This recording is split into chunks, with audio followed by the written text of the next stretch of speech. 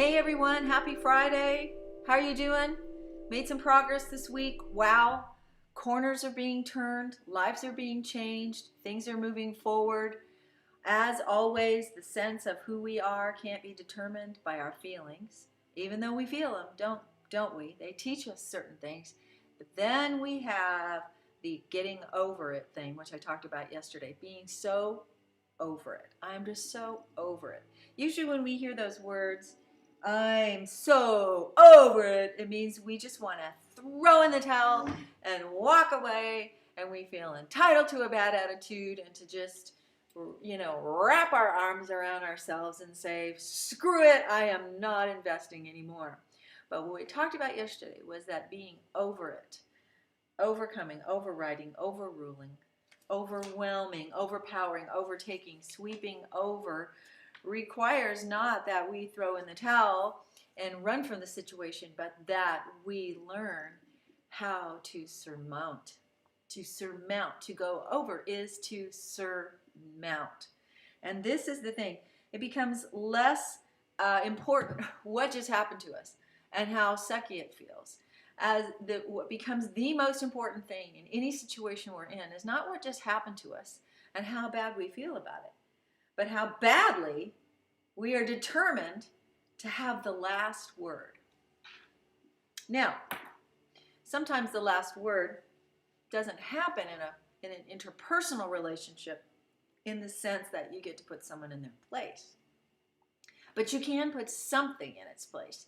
You can put something back where it belongs in terms of where it lives in your head, how much it controls you, and what reality you live out of. You can put the enemy in his place consistently, and that's exactly, I'm over the drama, mama. It's our job to put the enemy in his place. And where does he belong?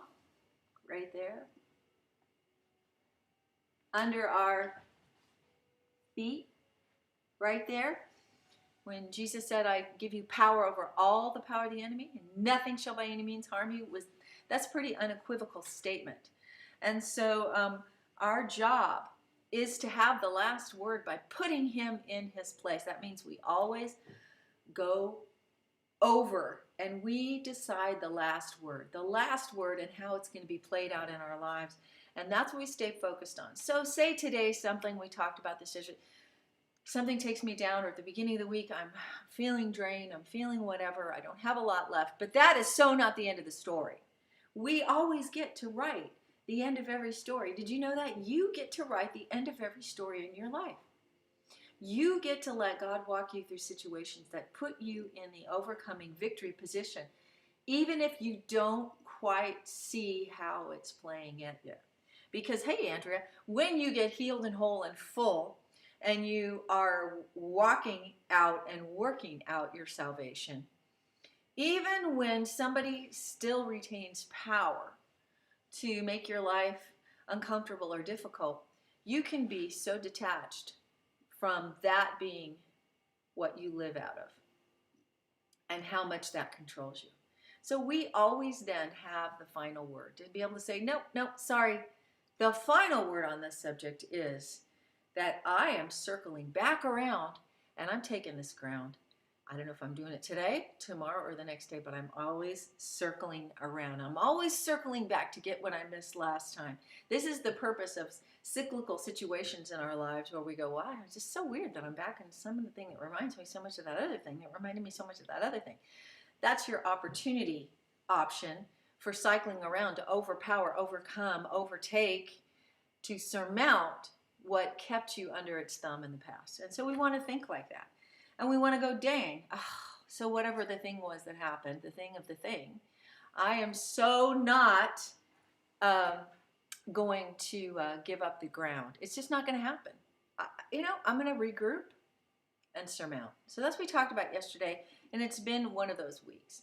Today I just thought of the idea of brain hacks and what we do. For example, what I talk to you guys a lot about is if your yes is in God's hands, your yes to deal with a scary thing that you don't want to deal with. You know there's a risk coming up. You know there's a situation you don't know how it's going to be. You don't know another person's reaction. You don't know what resources are going to be available for you when you stick your neck out. You don't know maybe where you'll be physically, how it will turn out, what people's responses are to you or to me. We have these kind of things. But if God has our yes, it says, yes, I'll be like Abraham. I'm going into that unknown, and which means I'm leaving my land. I'm sojourning. Sojourning is an interesting word. Abraham was a sojourner. Well, a sojourner isn't necessarily a settler even. A sojourner is a kind of go and see what's there, and I may or may not stay kind of a thing. And very often he's called a sojourner. To sojourn somewhere, to go, to stay for a season and move on. But he wound up going and actually and God opened the way before him so he could actually establish his place in new contested territory, right? Well, that's where we're headed. And that's what our purpose is to continually increase in all the territory that we own. And right now there is a lot trying to keep us from busting out.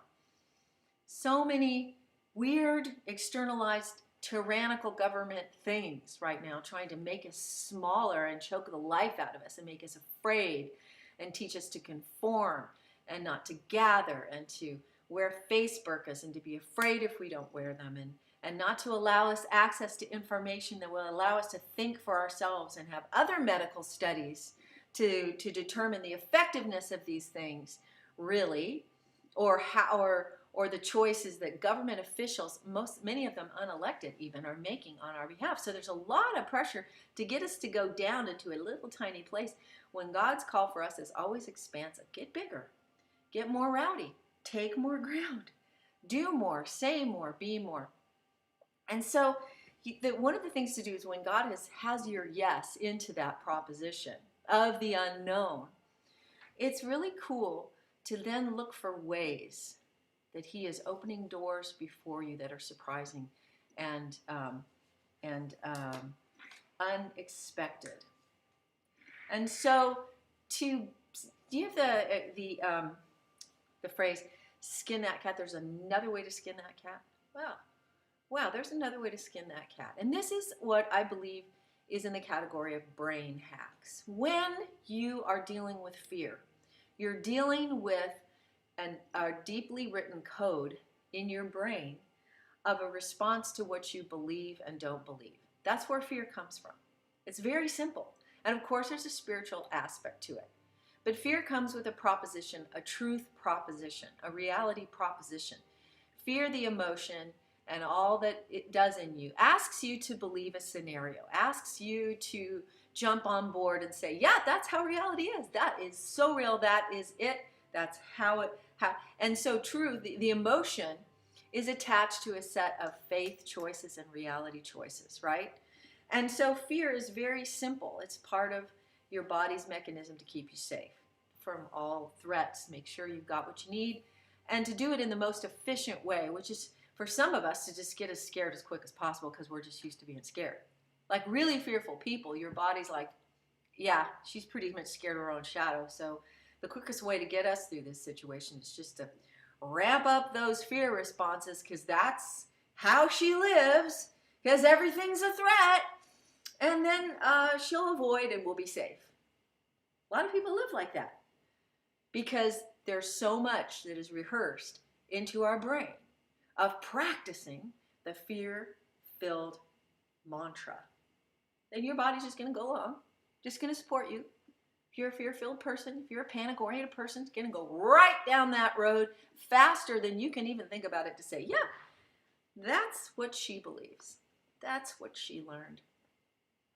So fear offers us the proposition of truth.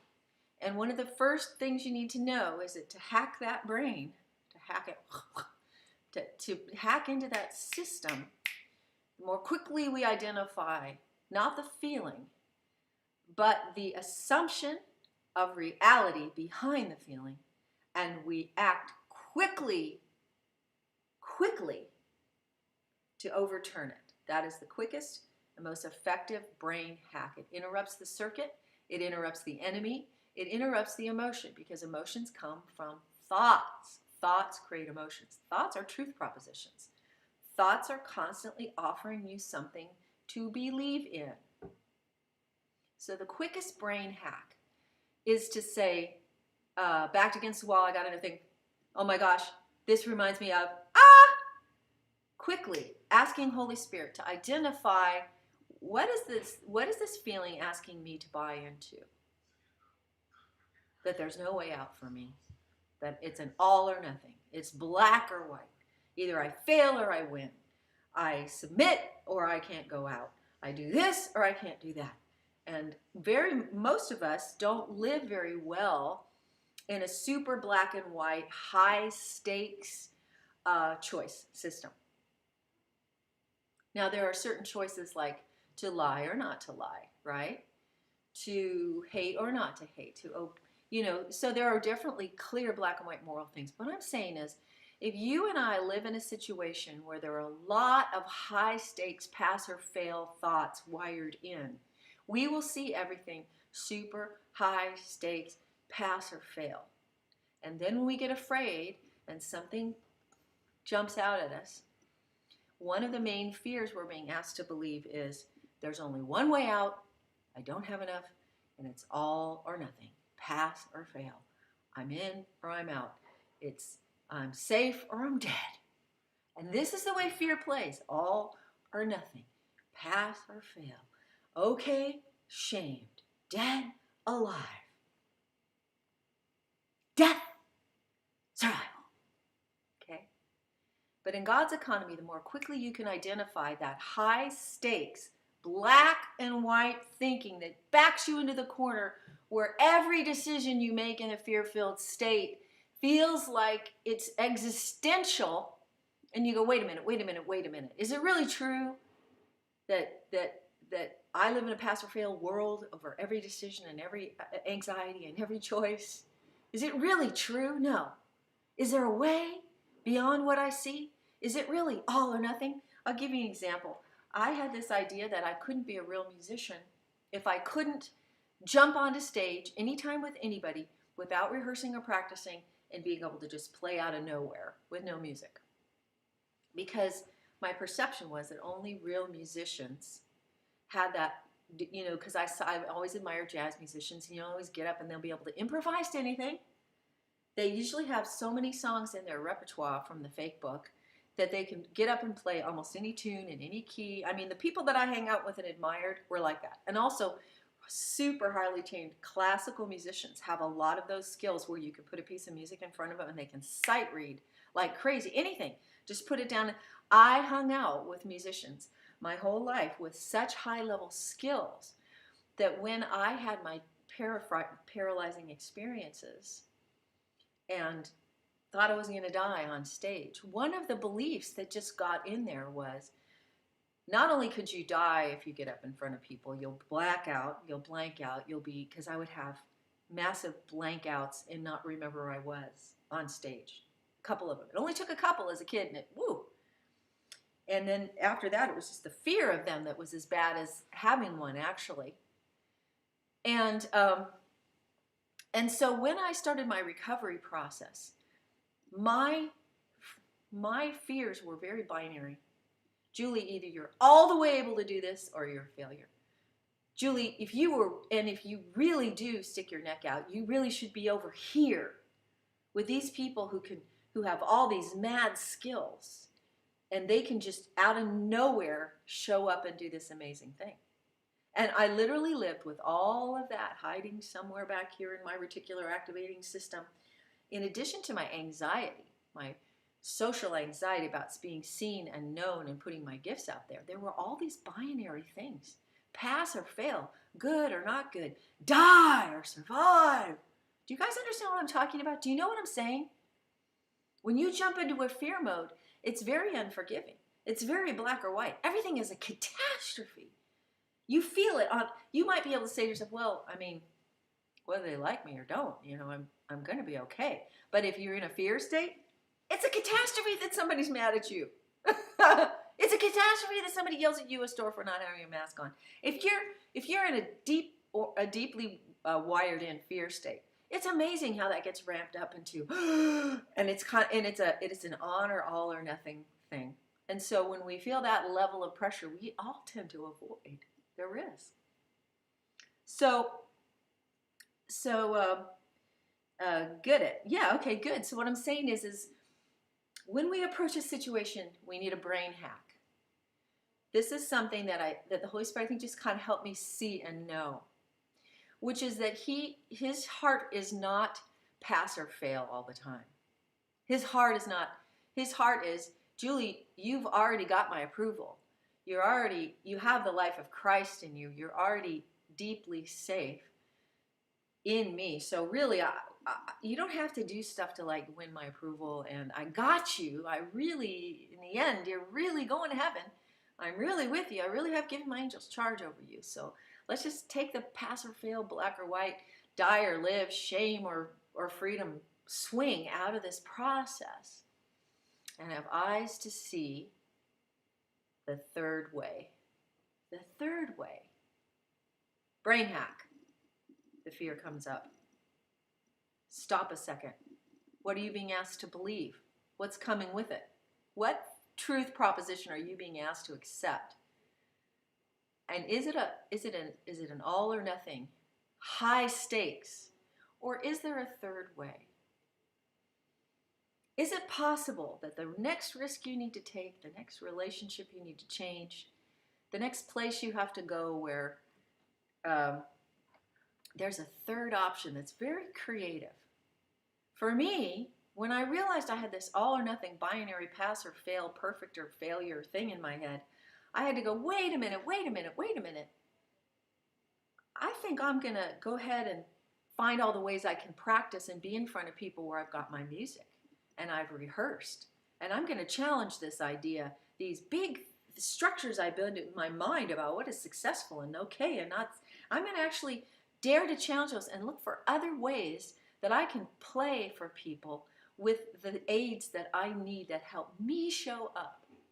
So if I want to have extra music and I want to practice this way, or I have these coping things that I need to do to get me ready to be on stage, or how to be on stage, if I need things that are creative and fresh to help me show up, I'm going to say yes to those things. I'm going to blow off the pass or fails, the high stakes, and look for a way. The Lord makes a way for us in the wilderness, doesn't he? An unexpected way, a surprising way, a supernatural way, a hack, a way to go around and still have victory, a way to not turn everything into a 110-degree confrontation at every moment and every day. And then we're not talking about avoidance in the sense that we're constantly avoiding. No, we're looking for how we move out in faith in creative ways that God will make a way for you. I'll give you one. So I really felt like the Lord was challenging me to take a trip this December. So it looks like I'm going to be on an airplane. You guys know how I feel about masks. You know how I've really worked on resisting.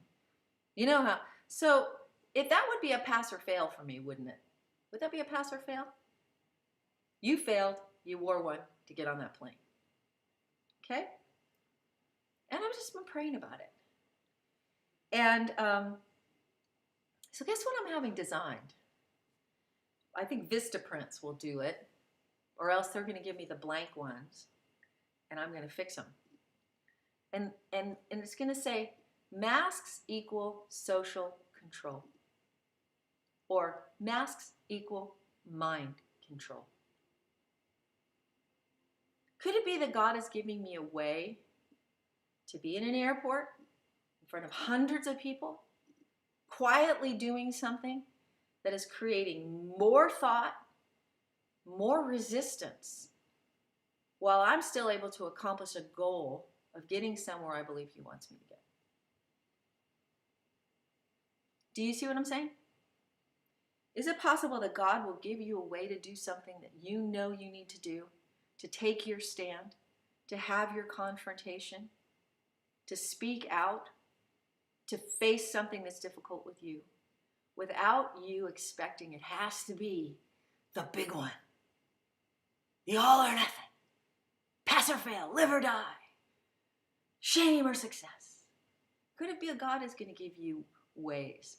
So the first brain hack is to realize when you're being asked by your fear to believe in a totally binary, black or white, pass or fail experience that actually adds to your fear and anxiety? Or could it be the Lord is saying, I got you. Yeah, I'm going to ask you to have faith. Yeah, I'm going to ask you to stick out like a sore thumb. But how about if you and I do it creatively? How about if we find a way for you to resist? How about if we find that perfect word, not perfect, but that useful word in that situation that is more creative than if you went into the situation with your guns blazing? How about I show you something you haven't thought of? How about witty inventions and ideas? Do you see how that lowers your anxiousness?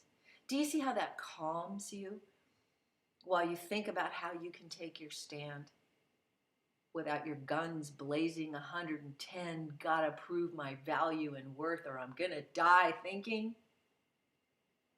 Little brain hack. Stop when you feel the fear.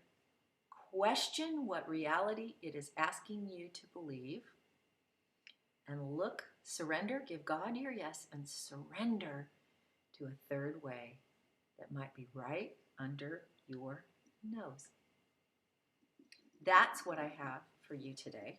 That's what I want to share. And that's why I'm going to play the song Skipping from my son's album.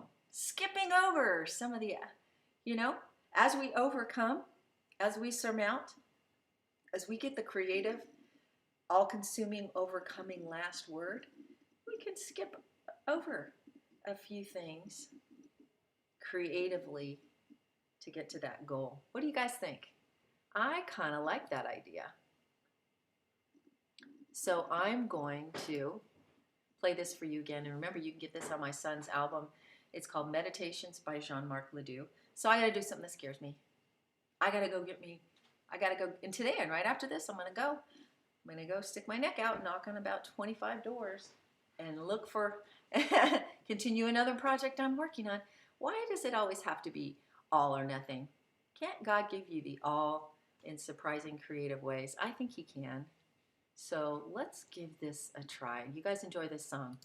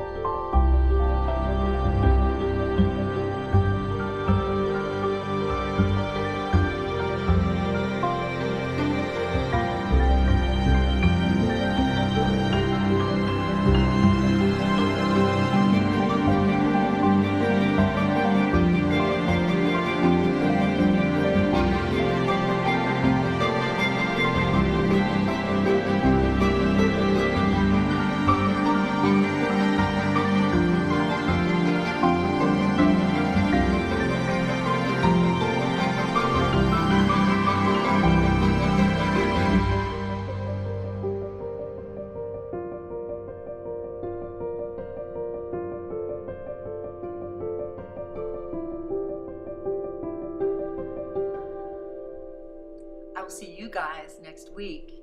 We've got lots of stories to tell about the creative things we did that scared us, but we got to learn how to do them in fresh